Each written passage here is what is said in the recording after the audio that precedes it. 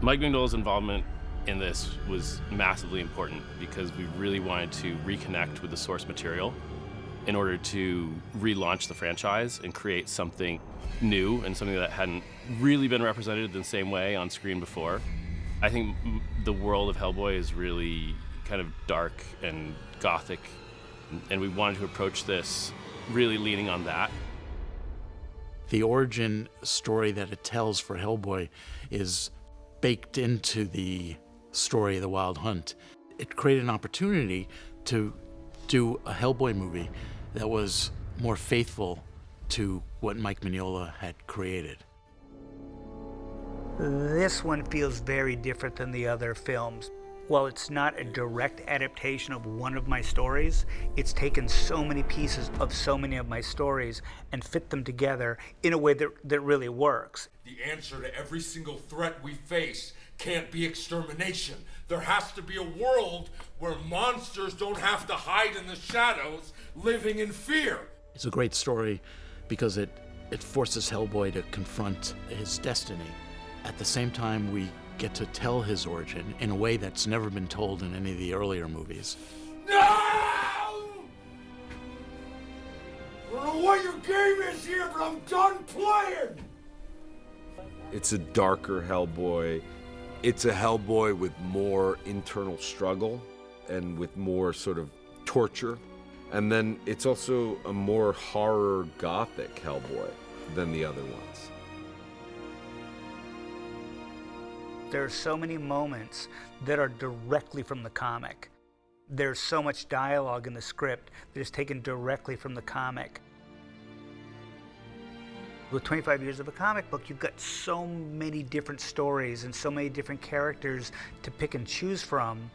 And I think with this one, the focus is one particular story, but bringing in enough elements from the other Hellboy stories and the Hellboy-related characters that you get the story I created, but you also get a look at a bigger Hellboy world. I love the story, and I love that it was based very on the comics.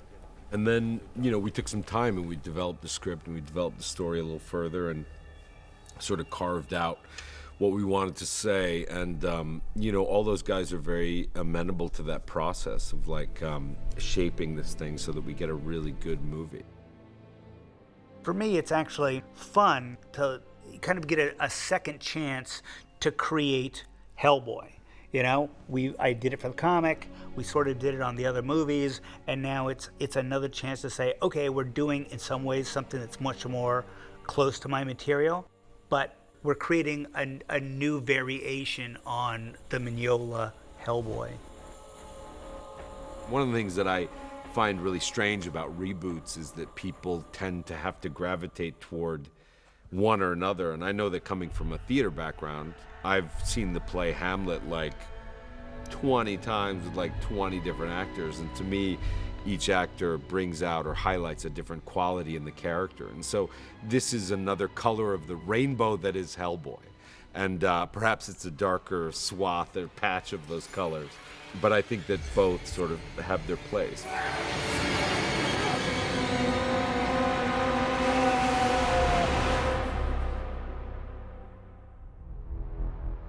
I had been playing this role on a television show where he was kind of wildly out of shape and stuff. So I wound up going to the gym a lot and just getting strength training and worked on explosive power moves and some powerlifting.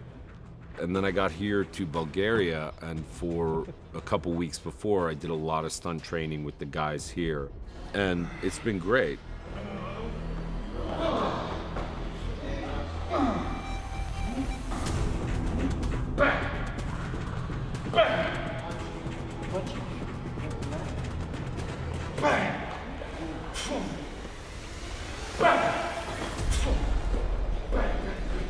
They really know how to get me looking good and in shape. But I also, one of the qualities I like about Hellboy is he's kind of messy as a fighter. I mean, he's kind of a brawler. He's not really a trained martial artist or a trained MMA guy who really knows how to move. There's a rough and tumble nature to it, which I think I bring to it, which I like. So kind of the less trained I am, I think it sort of works for the character in that way.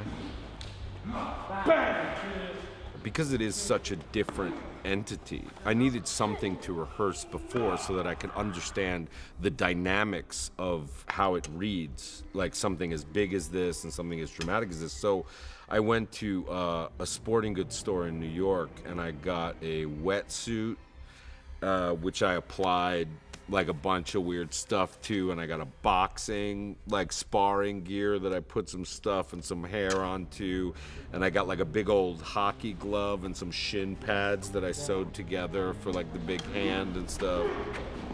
So I just developed this thing that I could rehearse in, so that I would be at home or in my trailer and I would put all this nonsense on and I'd just like sort of walk around and feel how it moved and sort of look at how it read at certain points. It's almost like learning an entirely new language for your body.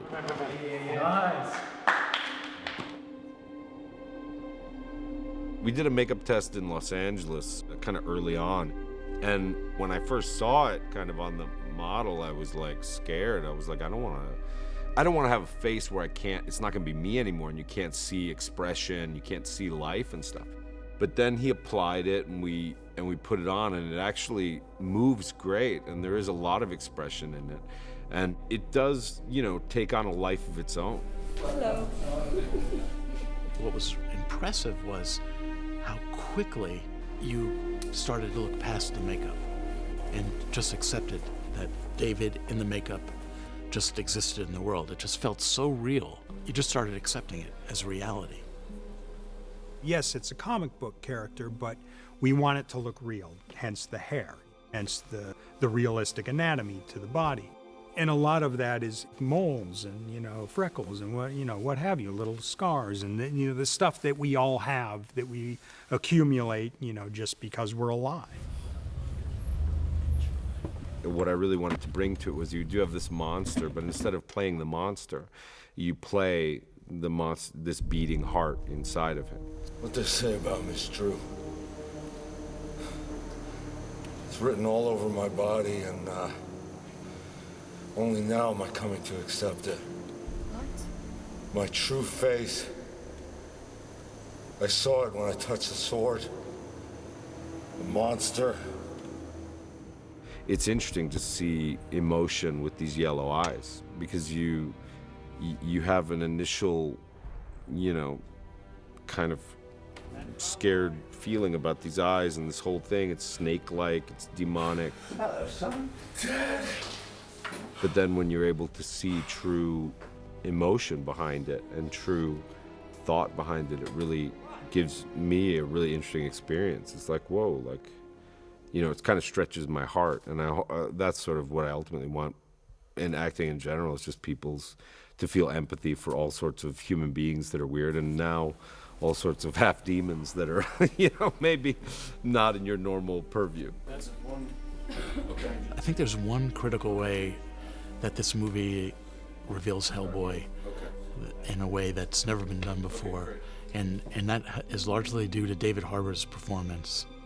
The emotional journey that this character goes on is much richer than anyone will be expecting.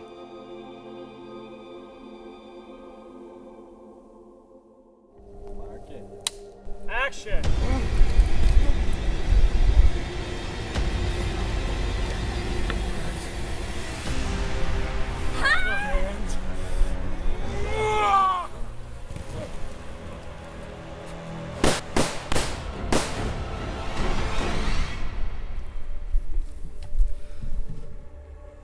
As far as the role of Daimyo, the thing that appealed to me most was that he's physically marked.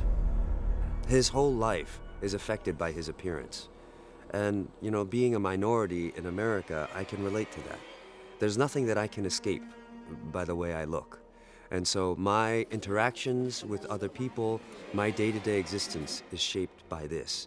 And that's central to his character. Daniel and I have had a similar trajectory where, we're guys who've worked a lot as kind of character guys in television and in film, and now we're doing this movie, and we have a lot of friends in common, a lot of similar experiences. Action!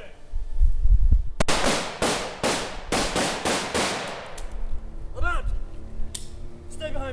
I'm really excited to have an Asian American superhero as well. I know that there aren't very many representations of that in film, and I really want young Asian kids to see themselves represented as superheroes. You know what's going on here, so I strongly suggest you stop talking.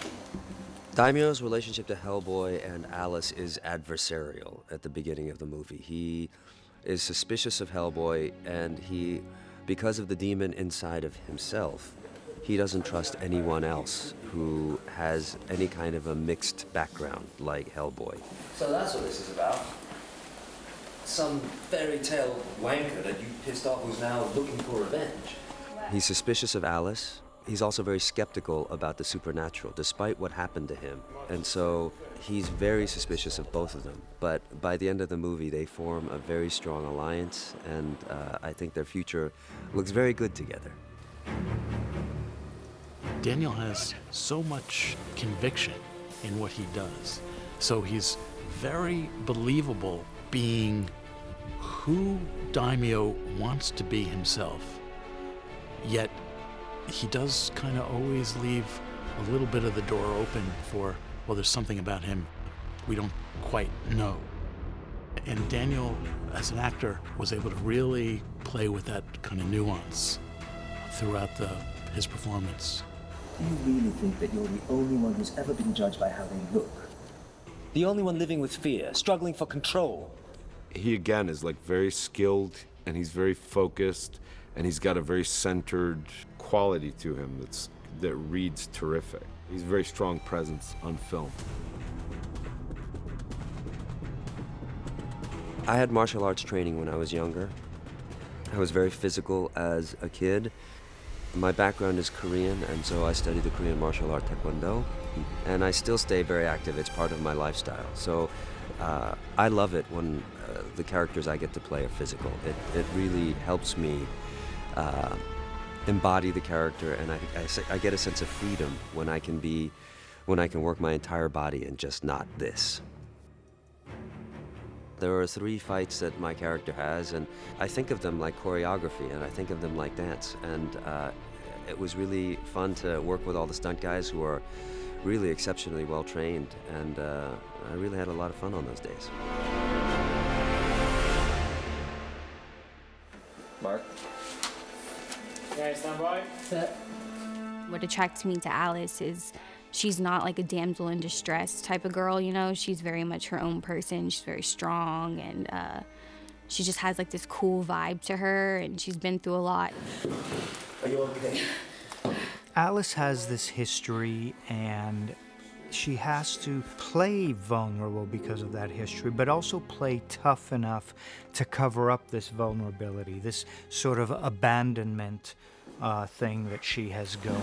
Welcome back to the land of the living. Wow. Hardly a scratch left. Once we saw Sasha's interpretation of what the character was, and we spoke to her, we realized she has these amazing qualities to her. And action. Please stop them from screaming!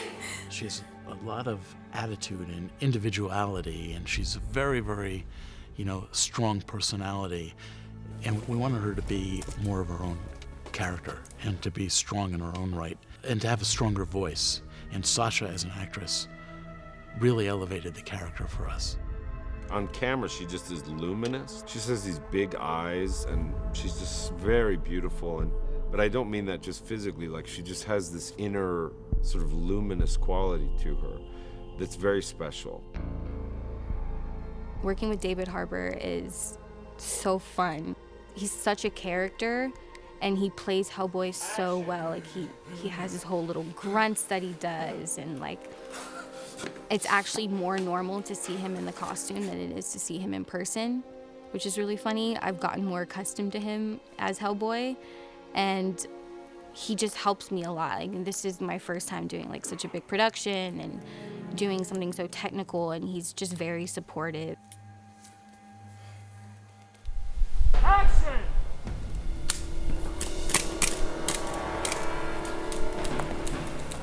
The whole preparation for the fight scenes they're really fun, but they're so technical. And like, I think the thing that I struggled the most with is I'm such a very chill person. When you're fighting, to really sell it, you really have to grunt, you have to punch like full on, you have to really give all of your energy to it. And so like over time, I got more comfortable with being able to really sell a punch and to really just let all of my energy go into it. And Marcus, who is the stunt coordinator, just helps so much with that. He's constantly like, Sasha, you really gotta like, this is your fight. It's actually really fun, and like they make you feel safe and they make you feel so cool.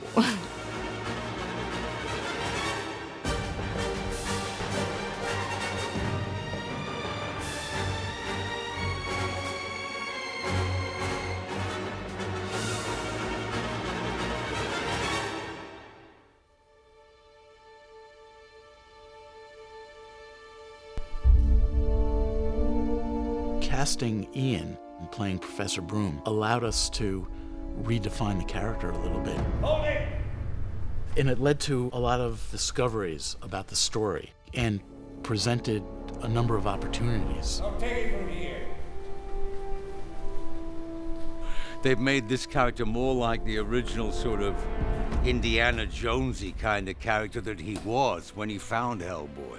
And the relationship ever since has been that, I think, of like a father and son against the world. So it's rough and tumble. I mean, as he says, you know, no, we didn't play Monopoly together, but I taught you how to fight, you know, a five-eyed monster with a melon baller. So it's more of that kind of relationship, you know. That's my boy. Hello, son. What's the matter? Sasha, you gonna lie? Yeah, I was like, wait. He's just an incredible actor, and he's someone that I've admired my whole life. And so to be able to work with him in this movie and have scenes with him is like, I mean, I sort of gotta pinch myself. Like, I can't believe it. Oh, good, you're here. This is what we got on Nimue so far. We're fine. Thank you for asking. Fans of the earlier movies will see a completely different character that he's coming to us with. And it's that father-son relationship between Hellboy and Professor Broom. Great. Homework. That I think really helps anchor some thematic ideas in the movie. You made me into a goddamn weapon. No, I tried to make you into your best you. Allowing Ian McShane to play it in a different way, a bit of a edgier character, is sort of tapped into the world we wanted to live in. Just you do what you have to do and take this bitch out.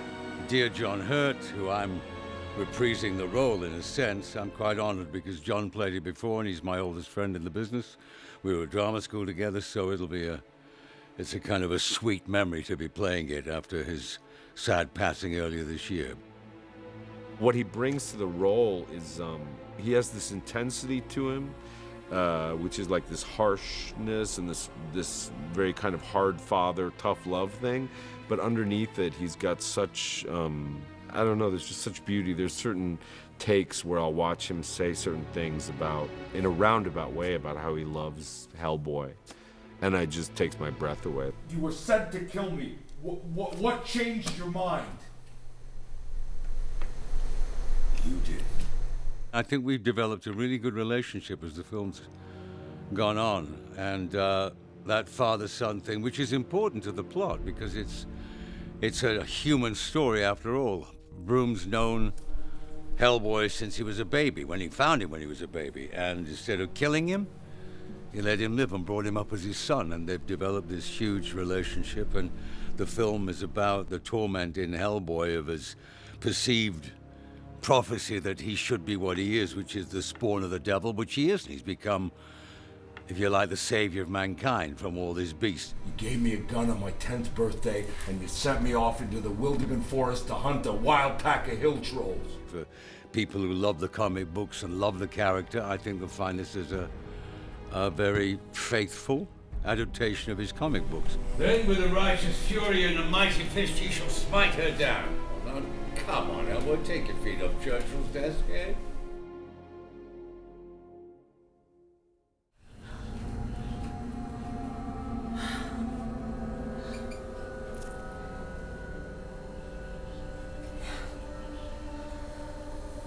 see a new path laid before me. Nimue the Blood Queen is a very complicated woman, which I love, because all complicated women are fine by me.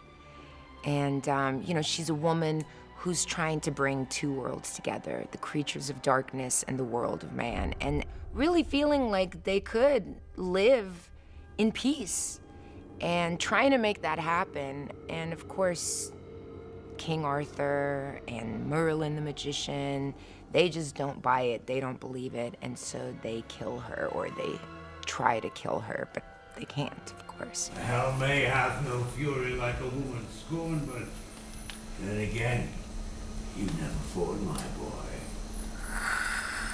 For me, she's a really good magical being who sees a world where everyone's living together in peace and harmony. Everything has its place in her mind. There's a line in the film where she says, there cannot be a world of light without a world of darkness. And it's true. Even as she casts spells and causes plague to spread, in some sense, it probably needed to spread so the earth could reform. So, she's a creature of the earth. She cares about the trees and the ground and the sky and the earth being healthy and beautiful. So in a way, I think everybody today especially can relate to that. The look was set by an amazing makeup artist named Paul Pattison, and we knew that we had to have this long wig. With this idea of the super long hair, it felt like she needs just the hair is pretty much the costume. That, I think, was the driving force that set Nimue's look, was this dark hair. And that's when Paul and I were talking and thought, it needs to have just this really minimal, really ghostly, very ethereal, kind of dewy, shiny look. And that's, he had this great idea to spray me with silver, and it just gave this incredible glow to it. I've really enjoyed working with Mila. She's such a pro, and especially in terms of these genre movies, like she really understands this world. We are not enemies. We are gods. God, not this crap again! Lady, didn't we have this conversation? At the end of the day, it's like dress up. It's like the greatest game of dress up you could ever play with your friends or something. Like I'm dressed like a demon, she's like a witch, and we're like casting spells and like chopping each other's heads off and stuff like that. So in that way, she's just real game, and she's not afraid to like really go for it. David is such a wonderful guy. He's a sweetheart, and he's bringing so much not only to the character but to the script. He loves to ad-lib. He's a writer himself. He's a big presence. You know immediately when David's on set. The other thing about Mila that I love is she just knows how to make a movie. Like, she understands all the elements. And so when we're on set, when we're rehearsing, she understands camera, she understands blocking, she understands lighting, she understands how to get the best movie. Both your fathers would be ashamed. And he's up. He's turning and he's taking his sword and he's pulling it out to the fire. And he's turning towards you and he's transforming and he's walking towards you and out of the hole. So it's beyond just acting with her. Like, she really understands it on a macro level. And that to me is always, like, I love people like that who are thinking not just about their own department, but who are thinking about the broader picture.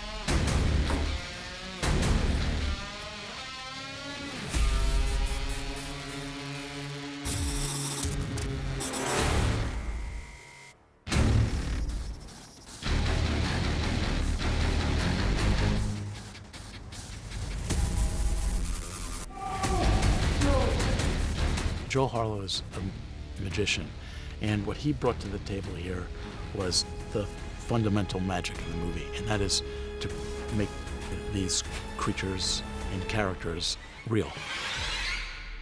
I'd been a fan of Hellboy for years. You know, of course, I had seen the other films, which are beautiful. I was very familiar with Mike's work. You know, I loved his style, and that's one of the things in designing, you know, sort of reimagining, you know, our Hellboy. We wanted to keep true to his design aesthetic. We're fortunate enough to get Joel, and he was so excited about this project. For him, it was a matter of just pride to be able to be part of this world and to build the new Hellboy. And he came up with amazing creatures in this film, everything from Hellboy to Gruagach to Baba Yaga to all the different real prosthetics that we're using in this film. David came in to the shop. We did a live cast of him, you know, full upper body cast, teeth, hands, you know, we had his eyes measured for contact lenses. He's fully covered. You know, he's fully covered in prosthetics. Once you have all those elements, you know, you can start your sculptures. And once that's cast in foam latex, you know, we tried David in it and he could move around, and you see really how well that suit moves. And even now when I see him on set and to see how well that body moves. But then I thought, you know, let's push this even further and punch hair into it. So his left arm has, you know, it's got hair punched in it. You know, his right arm certainly is covered, so we didn't need that. Chest has hair in it, his back has hair on it. His tail has hair going down the tail. And I think that extra layer of sort of realism really helps it feel sort of gritty and grounded. Nimue has, we built several elements for her. She gets decapitated, you know, she gets her arms and legs cut off. So we built a series of body parts, you know, to replicate that. You know, severed head, severed arms, severed legs, torso, all jointed, you know, and weighted. Gruagach he's massive. That's a character that you don't see any of the actor through. He is completely covered. Doug Tate plays him, and he is completely covered in costume, servo-driven, you know, mechanical head. When you have a character like that, you don't want to lose the character. You know, he's more than a monster. He's a character. So he has to be able to express, you know, and a lot of that is Doug's performance. He has to be able to express a lot through his body movement. We designed trolls, we designed goblins, giants, and in reading the script, there was just a wealth of, you know, of design opportunity. You know, Camazotz is a character that Hellboy fights at the beginning that's this werebat creature, and he goes through a transformation. And we have teeth and claws and contact lenses for our actor before he becomes a digital sort of werebat.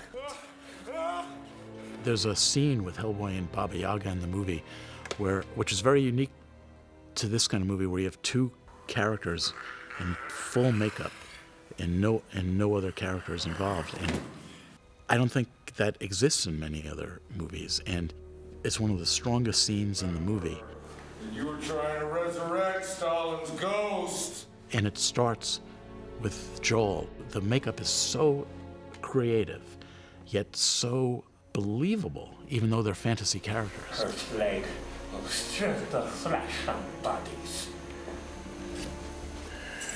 It's intoxicating. You're facing him. Okay, but like, so you want me to lift my right leg forward. Okay. Yeah, just like open up a little bit more to come through. So Troy here, playing Baba Yaga. Spent how many hours in shooting school? 4. 4 hours. 4 hours of makeup. 3, 4. Right, yeah. I wanted people to be afraid of them, you know, to see them and to have a, you know, sort of an uncomfortable reaction to them. So you push that anatomy far enough that It's something completely bizarre, but it still maintains a bit of familiarity to what we know as normal human anatomy.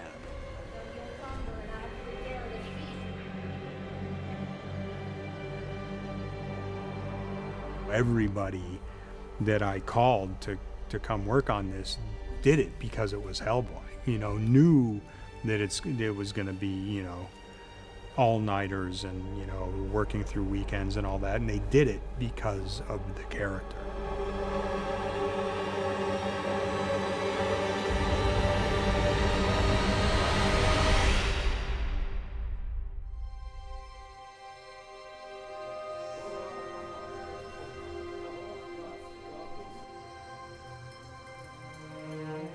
When I first read the script for Hellboy, I was very excited because it was very different to the previous movies which I had seen. I felt they were trying to achieve something new and a bit different, and I thought, God, I'd love to be involved with this.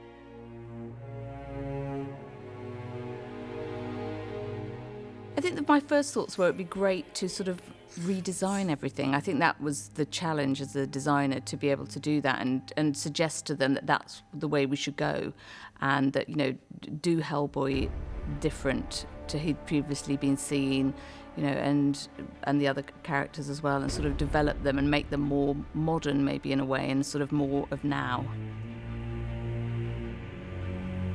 Neil and I discussed the Hellboy look a lot.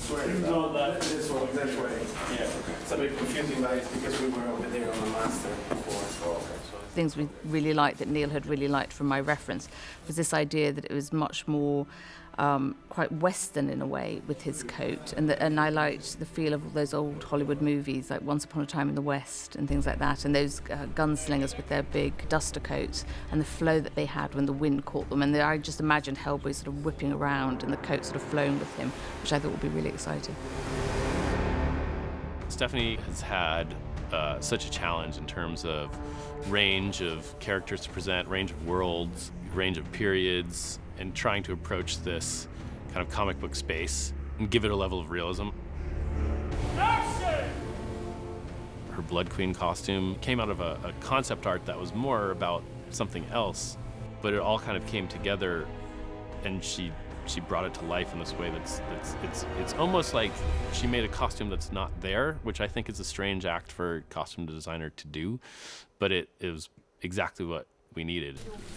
We designed a dress for Mila that is very simple, actually, and involved dyeing meters and meters and meters of silk in a sort of an ombre effect, so that it starts off sort of darker at the bottom, going up to almost flesh colour. So on Mila, at some points, it almost looks sort of invisible, which is what we wanted, and that she has this incredible hair which sort of covers her, so you almost feel like she's wearing nothing, which is sort of the look we tried to achieve.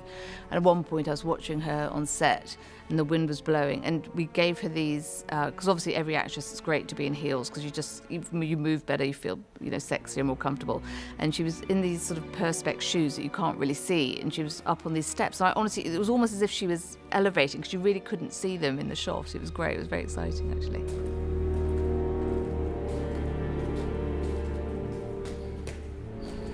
She had an approach for Broom that was fitting with sort of our reinvention of it. One of the things about Ian's character, Professor Broom, is that he doesn't age from the 1940s. But because obviously he would have been born in 1900, he's sort of a generation that was brought up in suits. So we wanted to keep him in a suit for the present day. And we had a great corduroy three-piece suit made for him, which was, he looked fantastic in. We had a few challenges on this one of them being the fact that you've got actors in sort of full prosthetics and body makeup and bodysuits. It's very hard to dress them, actually, because you can't just go out and buy modern clothes which are made to... There's a certain, if you're a 42 chest, you're a 36 waist. That's the way that clothes are made, and that's what everybody buys. But suddenly you've got a guy who's got a 56-inch chest and a 38-inch waist. That's quite hard. That's quite hard to dress. So you're basically cutting and making clothes to fit those characters, as like Hellboy, for example.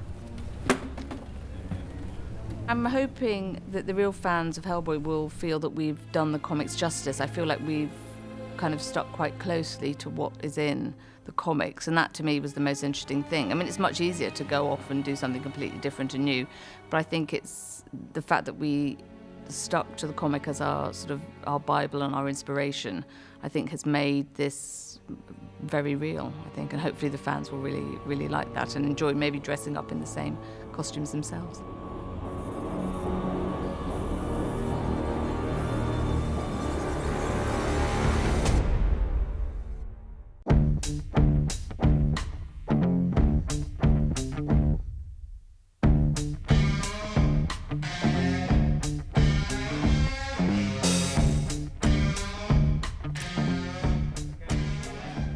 The biggest challenges on Hellboy was a very short pre-production time. Effectively I had 10 weeks to get everything ready, and the team grew to about 20 people. Another belt, exactly like this.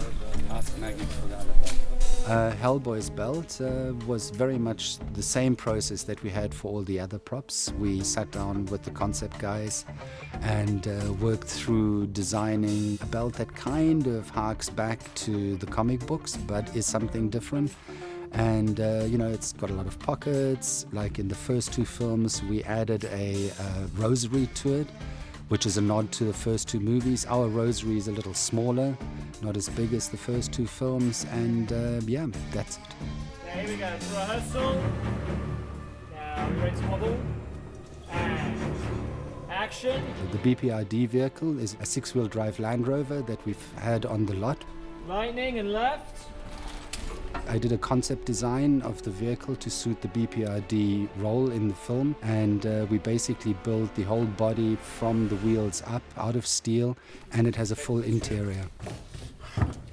And cut that. Cut that.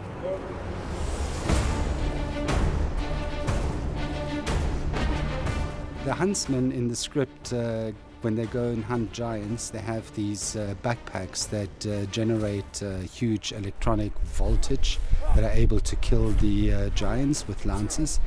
And in the design, the concept artist had made them kind of like a chrome finish, but we were going to make them not from metal but from fiberglass, so you can't really chrome that so well. And the pieces were too big, so we found a paint technique that emulates chrome, and it's quite a difficult technique to master. Our Hellboy hand cannon, there are two of them in the story. One was basically just a rubber prop that didn't need to fire.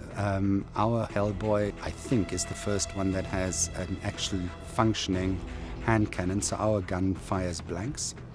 And this is thanks to Marin, our armorer, who found 140-year-old Austrian revolvers that we could adapt to work shooting blanks and also to create the prop of the hand cannon around. So there are two of these guns that are functional guns, and they fire 38 caliber blank.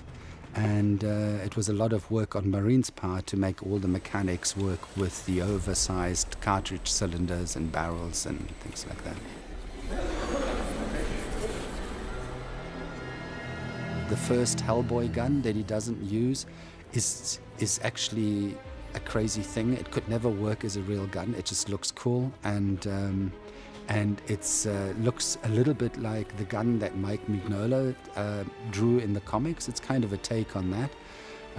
So I'm hoping that these nods to the fans will please them, and having had some of theirs, that they'll look at the new things that we've done in a favorable light.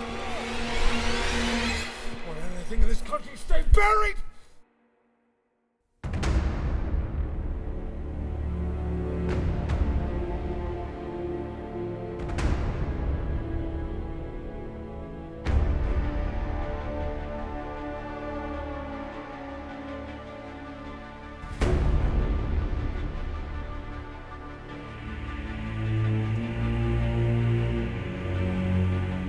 This is our Sofia, Bulgaria makeup effects studio for Hellboy.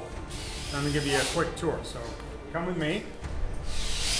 Very interestingly, over here is Norman Cabrera sculpting Thanatos. He's the crusader that Hellboy battles in the Mexico sequence of the film. Hellboy goes to a Mexican wrestling match in Tijuana. It's sort of like lucha libre, and so one of the guys that he's fighting turns into a bat creature. So he goes into the ring with him, and they have the wrestling masks and the whole thing. And when he gets revealed, it turns out that he's this like bat thing, you know. So I just started blocking out this head in wet clay, and you know, in the process of refining it. It's still really rough, but this is how it starts. You know, it starts with clay, you know, big hunk of clay, and that's how you make a monster. What Josh is doing right now is he's bolting down Hellboy's face mold. Show you this really quick. Hellboy plays roughly 56 days in the film, so we need a new face like this one every day he plays. So basically, Josh has to cast a new face every day, and we're like, what, 3 ahead of the game? Yeah, 3. No, I think there's 3 or 6. Yeah, somewhere. yeah. And you know, each time he does it, you know, he makes modifications, he makes improvements, and he gets better edges. He clamps them all. It's all a process that, you know, he's well versed in. I just come to him and say, hey, can I get a thicker edge here? Can I get a thinner edge here? And it's up to him and his book of wonders, book of wonders over there to get that formulation and to get those edges for me to apply every day on set. Over here we've got Yana working on some of the Blood Queen's stitch prosthetic. She gets her head severed, she gets her arms cut off, she gets her legs cut off, and then she's sewn back together by what are referred to in the script as 3 leprous hags. So once they sew her back together, this is what we're left with. We apply these, you know, on Milla, we apply them on her arms, on her neck, and it gives you the illusion that, you know, her body parts were attached back together. Poorly, because these leprous hags are not surgeons. This doesn't play till the end of the film. This is a character, the Baba Yaga, that will fight Hellboy. This plays in December. We brought it over as a rough sculpture, and I've been finishing this sculpture on our downtime, which isn't much. And then Gil, who I'll introduce you to in a minute, will mold it later, and then Josh will cast it, and then we'll hair it, much like Camazotz here that Norman is working on. Gil is our master mold maker and general all-around technician and hell of a nice guy. Hello. There he is. Doing, what are you doing, a mold? On a hag. Undead witch. Undead witch. Undead witch. There's a scene where Hellboy fights a bunch of undead witches. I think 27 of them. Around you will see the bodysuit for Hellboy. Much different than the other films because there's a level of realism added to this that takes you somewhat out of the comic book feeling of the other version of this character. So what you have here is the combined artistry of a lot of skilled artists back in Los Angeles, a lot of skilled technicians, painters, hair punchers, suit fabricators, and ultimately a little bit of luck, really, because this fits David so well that it's able to fool people in the public and online and in the press. It's able to fool them to the point where they think this is actually David, painted red with some scars on it. And over here, we have Gru. Now, Gru was Norman's baby. He spearheaded this back in Los Angeles at Morphology Studio.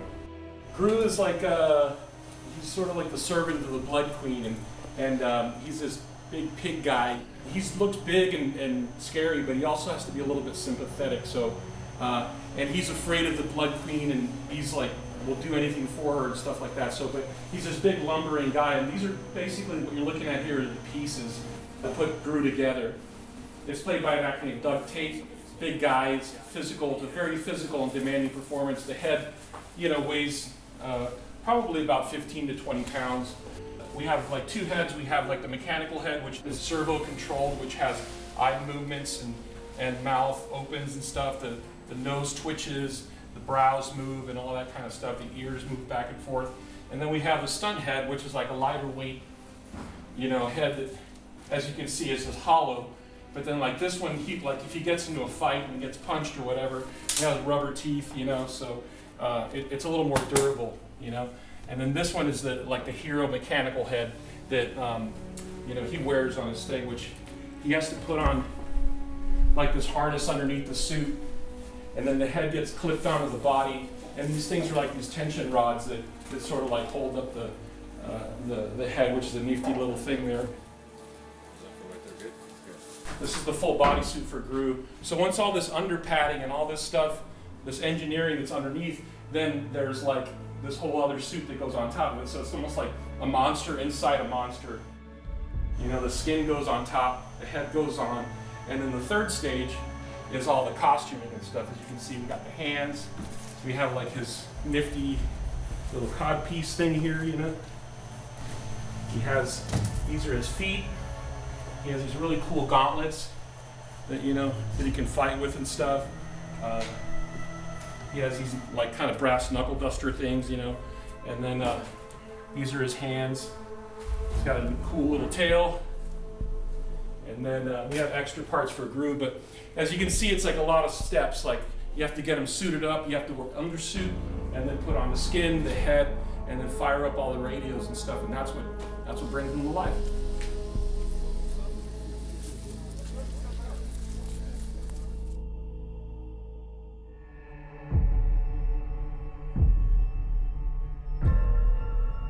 The makeup transformation is not as challenging as I thought it would be, and not as horrifying as I thought it would be. Initially, when I signed on, that was one of the things that I was really terrified about, because it is a complete mask and a complete bodysuit. Hellboy's application initially was about 3 hours, but now we've got it down to about an hour and 45, maybe 2 hours. It's pretty lightning fast, when it comes to a character that's that complicated. Well, Joel designed the entire look, and he also applies it, which is one of the benefits. Joel has been here the whole way. He's designed it in Los Angeles. He flew to Bulgaria. He's here every day putting it on. Joel and Heather both sit me down in the chair, and then they put a bald cap on me, which they glue down. Then they apply the ears, which are these pointed ears, and then basically what happens is I put in my headphones, listen to music, and lie back. They apply a plastic skull cap to my head that gets glued on in the back, and it's got magnets for the horns. And then they start to apply the face, and the face is a complete silicone mask. So they put glue, zinc powder, and glue all over my face, and then they go in and they apply this mask all over, and their brushes coming in like this and putting glue and pasting and putting glue and basting, and then they work on the edges around the eyes so that the edges don't exist anymore. And then I really don't know what happens. I basically lie back there for an hour while I get a lot of, it's almost like having a weird facial with like new skin where people are just constantly touching and prodding at your face for like an hour, and I just kind of try to go to sleep and like listen to my music and lie back.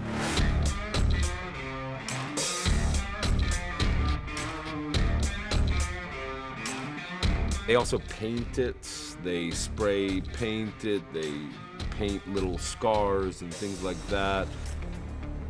So once the face is applied, then we put on the body. And what that is this is a very funny process. This is probably the worst part of the process, is that there's this man named Gil who enters in, and he applies KY jelly all over to my arms. And I'm in this tank top, and they slide me into, and it's basically like a wetsuit that zips up the back.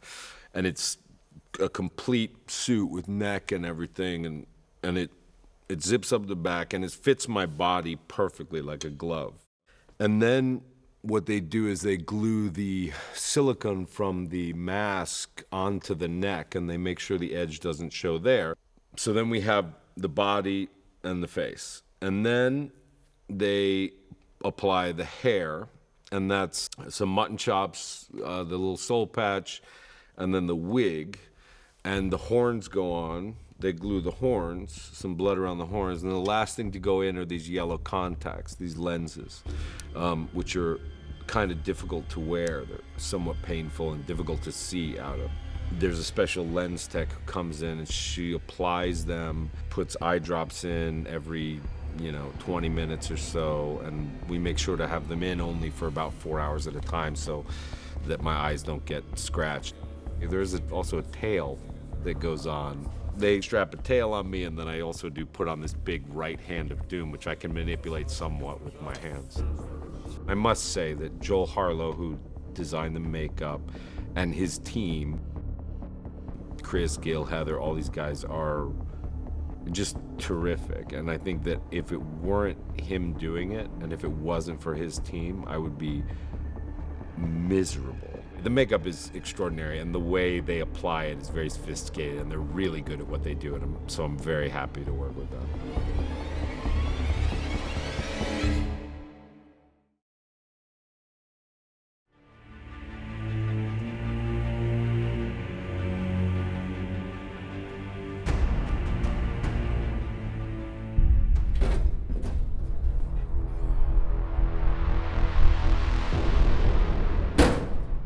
You find Hellboy in the beginning of the film in a truck in Mexico, going to try to extract a guy named Agent Ruiz, who's become a Mexican wrestler, but also gone to the dark side a little bit.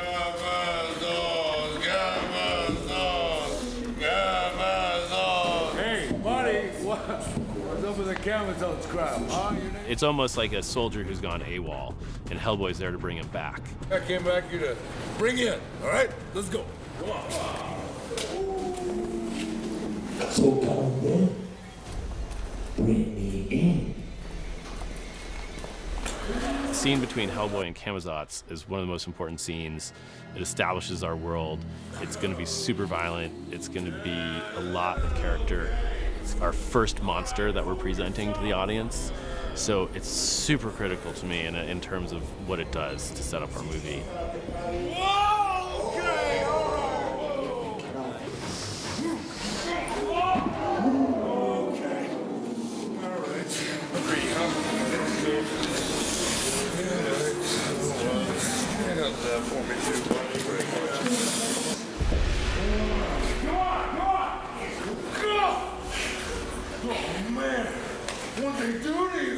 Agent Ruiz has become this creature of darkness, this vampire. Oh, I'm sorry. Hey, I'm sorry, man. And Hellboy tries to coax him back into becoming, knock it off with this vampire stuff and just get back to reality, get back to doing his job. Listen, you're a good man. You're a good agent.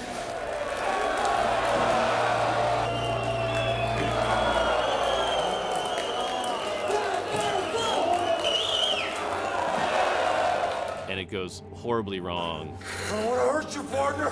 When you're in there somewhere, talk to me. And it impacts the entire shape and scope of this movie.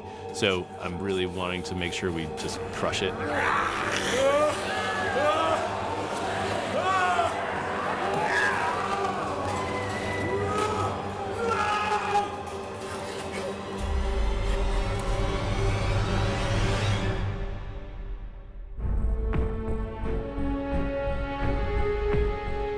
Bulgaria has such a variety of locations that one of the most important things was the story set mostly in England. And the landscape, we've managed to find forests and fields and hills that are surprisingly close to the UK, and I'd be amazed if people didn't think it was the UK. We've also been filming in the UK, but we decided that the landscape was so good in Bulgaria that any filming in the UK we'd keep to architecture that we couldn't find here. It's interesting because we were able to film ancient England a lot better here in Bulgaria due to the fact that there's not many power lines and buildings. If you look at modern day England, it's hard to find the exact same landscape. There's a whole range of stages, but there's also the proximity of the mountains, and there's close to the city, so that it's very close to a lot of great locations. You can just open the gate and be in a forest, and then you can be working on a street. There's some super interesting locations on it. We went into this cave, which is this huge cave, probably 150 feet tall, and with these amazing holes at the top that look like these eyes, and they call it the Eyes of God cave. They're all natural. There's nothing we had to do to enhance them in any way, and they're extraordinary. And it really gives you a sense of scale and scope, and it fits right in to the world of this movie.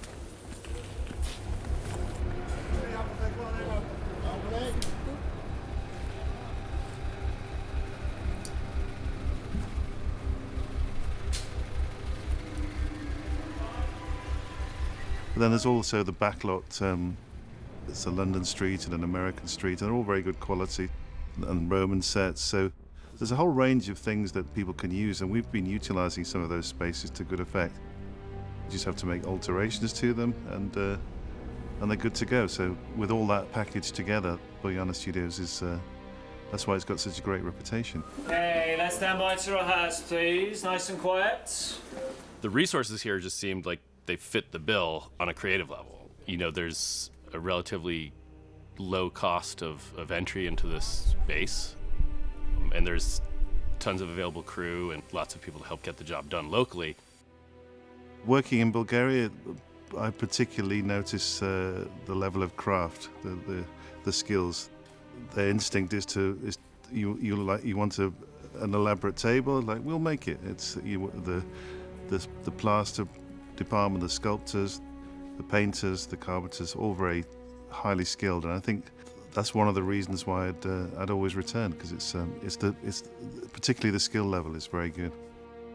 The sets on the studio lot are immaculate, from the Osiris Club to some of the crypt underground sets. There's a tremendous range, and they're beautifully designed and beautifully built for the movie. So much in the way of scope and variety. Paul Kirby, our production designer, has given us an amazing playground of sets to work in. You know, from Hellboy's bedroom to show character through set design and through, you know, dressing and kind of what's in there, and to Broom's office or to any of these different spaces. You get character, you get story, you get a world, but there's also a color palette that's very, you know, thought through, and part of it is to let Hellboy be the thing that you see. The sets are all really incredible. I mean, the production values are amazing. I love the set underneath the cathedral for King Arthur's tomb, where he finally draws Excalibur, and then he sort of comes out as the Beast of the Apocalypse. There are statues of knights holding swords, respectfully bowing their heads to King Arthur. But then the set is dominated by this stone with Excalibur in it. All the sets are just, you know, extraordinary. I think there's really fun stuff in the Osiris Club as well. Hellboy, welcome. Lord Avenglar. The Osiris Club is a great opportunity for design. It's kind of like you're cranking up the volume of it being strange. So you're seeing it how Hellboy might see it. They go into a library and there's some weird occult objects, and you think, okay, this is a bit freaky now, so you're like cranking it up even further.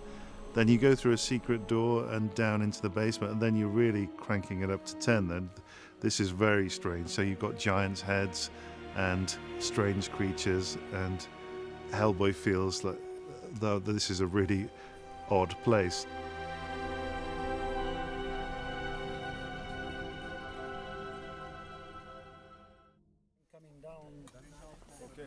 But I mean, that's okay, as long as he can hold it for now, and then once we start merging down, when Asenna's ready to go down the hill, he could either let him go.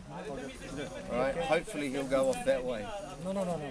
I'm really excited to be part of this film because I've been a huge fan of comic books my whole life and a really big fan of Hellboy. It's been a pleasure working with Mike Mignola, been a pleasure working with everyone involved, Dark Horse Comics, Mike Richardson. I'm really happy to have this opportunity, and it's been really exciting. Today we're shooting an action sequence that I had a lot of fun writing because it gave me a chance to kick the crap out of Hellboy a little bit. That's something Hellboy does best, is he takes a licking and keeps on ticking.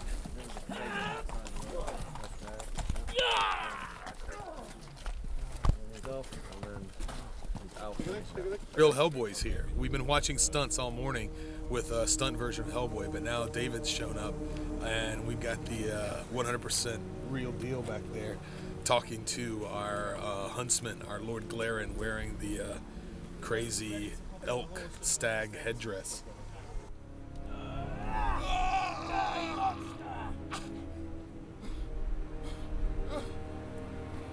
Three, two, one, action!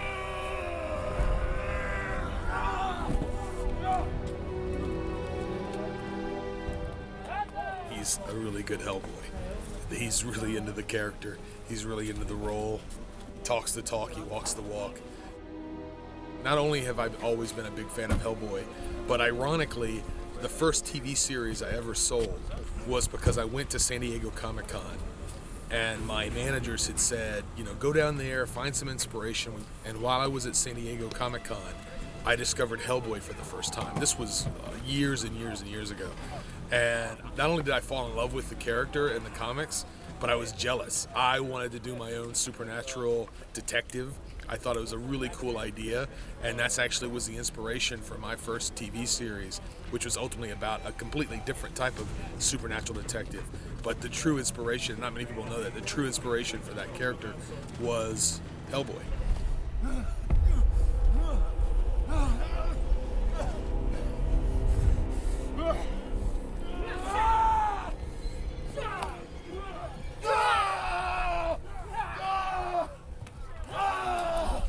It's a different version of Hellboy than we've seen in theaters so far.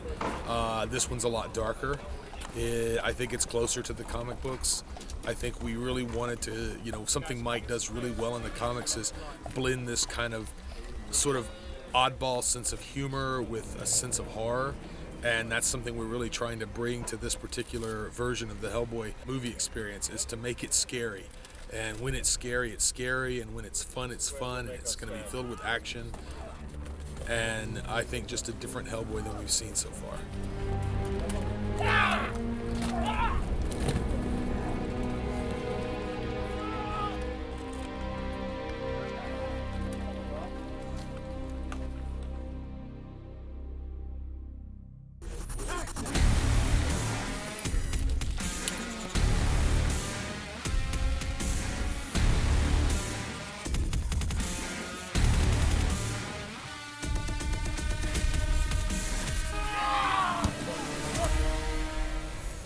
Most of the stunt stuff has been the hardest days I've had. There's a big fight that happens towards the beginning of the movie when the Osiris Club and I go out to fight the giants, and they sort of turn on me and poke me with their lances. And there's like 12 guys on horses coming at me with these lances, and a lot of that was shot on location, and it was a big choreographed fight that we worked out, but it was also a lot of horses. That was hard. You know, I'm in all those prosthetics, and I'm in this big suit, and so I would do these intense, you know, like takes where I'd be, you know, running around and rolling on the floor and throwing guys off horses and punching people and stuff, and then I would get so hot that I'd have to go. They had an air-conditioned tent for me where they'd unzip my back, and I would just like sit there like a dog panting, trying to get cold air in, and then we go back and do it again. And the sweat under that mask is pretty intense, and there's only certain places where it can come out. It can come out of my eyes, like underneath the brow, and it can come out of the horns, and it can come through the nose. So there was a lot of like squishing all the sweat around and having it just pour out my face and stuff. So the toughest elements for me have been these stunt sequences. I mean, I think they're really fun too.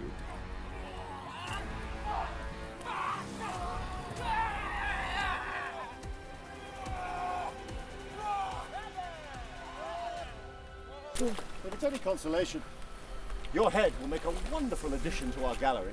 There's this fight. I go into this river, and then I come out of the river, and there are these three giants who are eating the remnants of the Osiris Club, and I decide to fight them.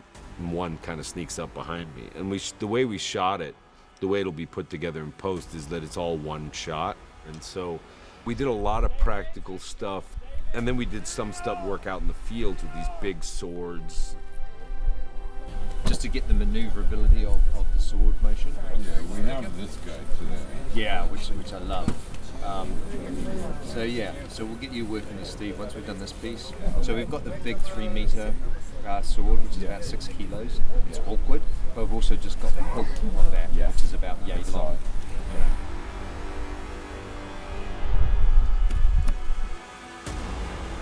That's a very difficult challenge. It's layering, human scale interactions with massive, 20-foot tall giants, weapons scaled to different people, everything like that. But, David is so game to just play, and David's so willing, as an actor to kind of put himself in crazy situations.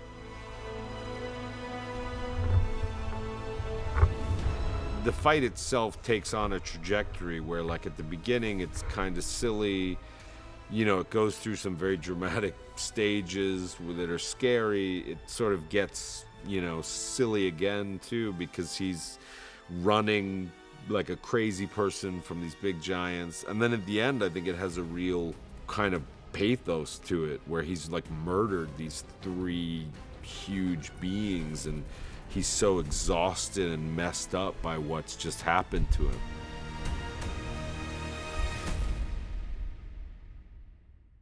Action.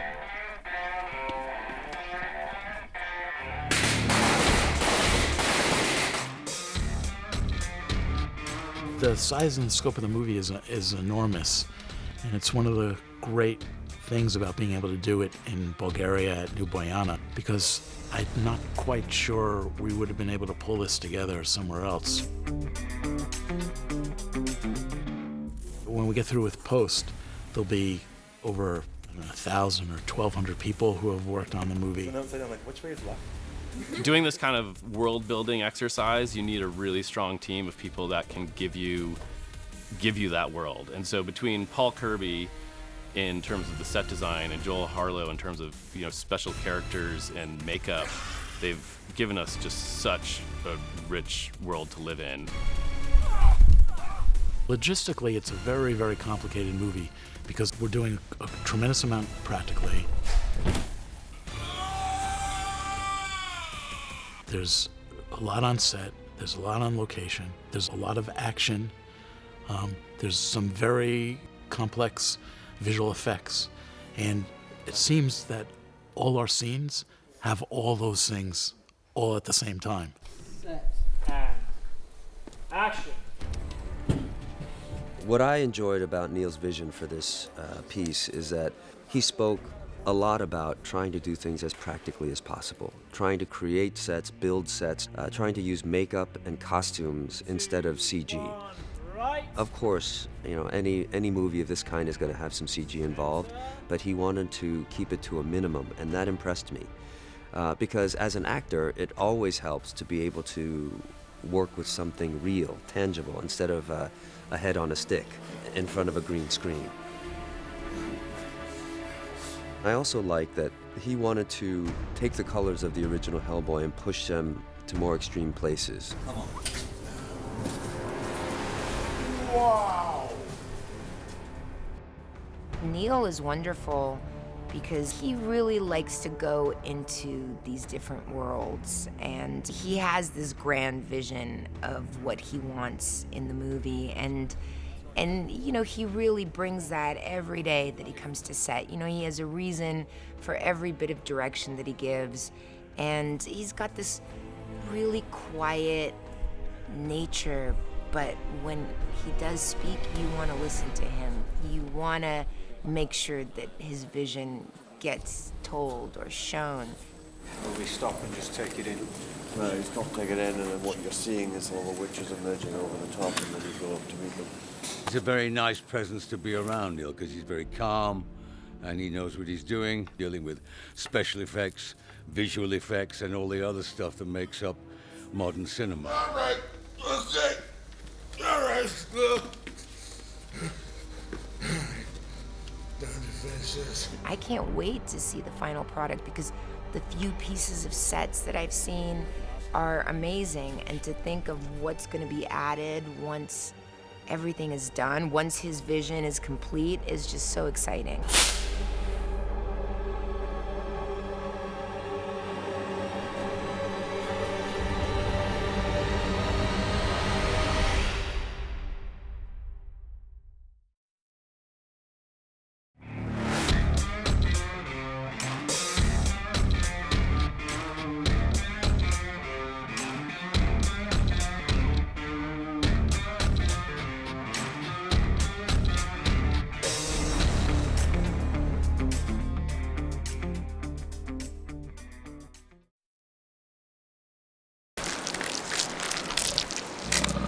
Wait a minute. I thought there was supposed to be 3.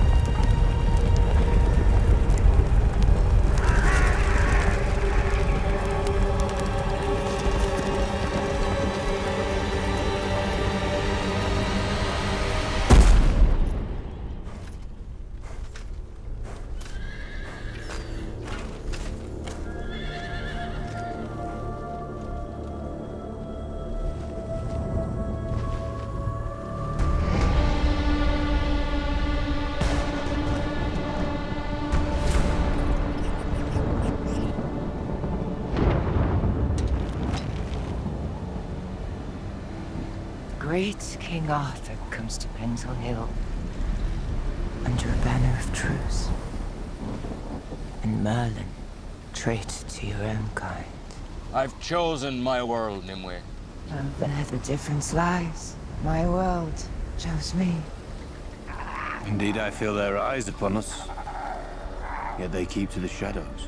For fear of man. Fear of man. You forget the countless innocent men, women, children slain by your foul plague. You call us monsters. You blame us when your crops fail. When the rains come too late, the winter's too early, when the newborn child is malformed.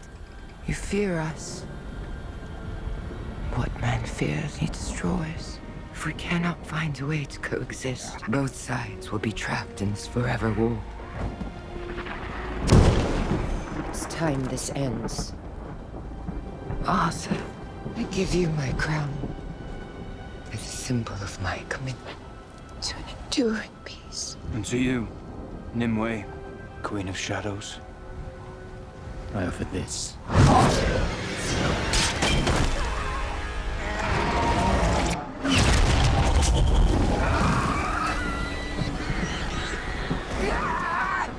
Deceivers! Wretched deceivers! Get it! What have you done? Magic struggles to preserve the past. Man marches toward the future. We could have had peace. It's man's world now. Your time is at an end. This will never end. Merlin, I am deathless. No mortal weapon can harm me. Excalibur. This is no mortal weapon. You are not worthy. Your plague will not work its cruel death upon us. Your magic may protect you, but not them.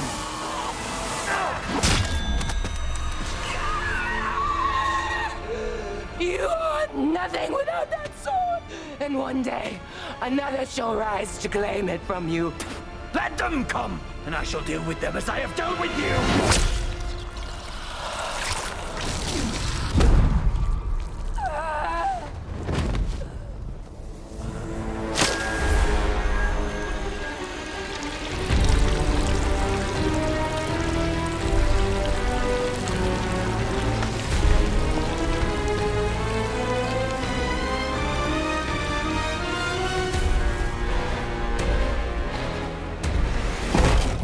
Not over. I am vengeance eternal.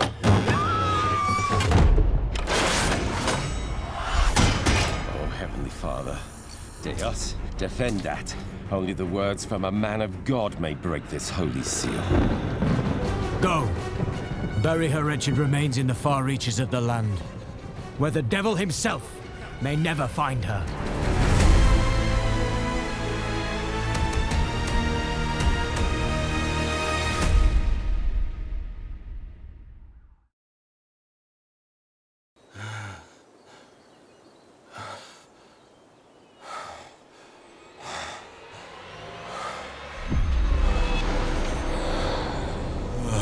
Is that my Uber?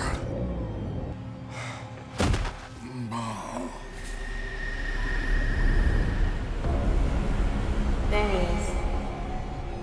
That's him. Let's get him.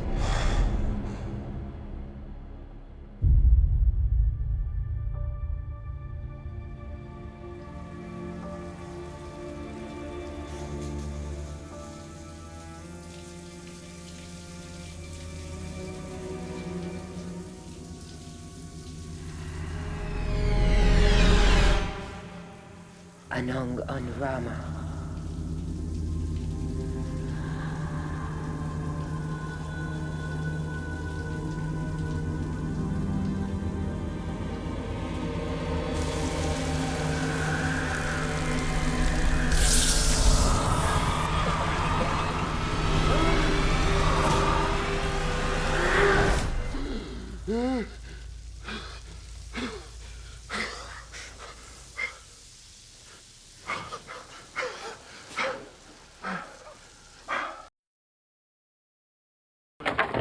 The Blood Queen's in Pendle Hill. We're on a clock. Glad to see you straighten your priorities out. I'm not taking orders from you, old man. I'm just drawing my own line in the sand. Somebody please give me a mint.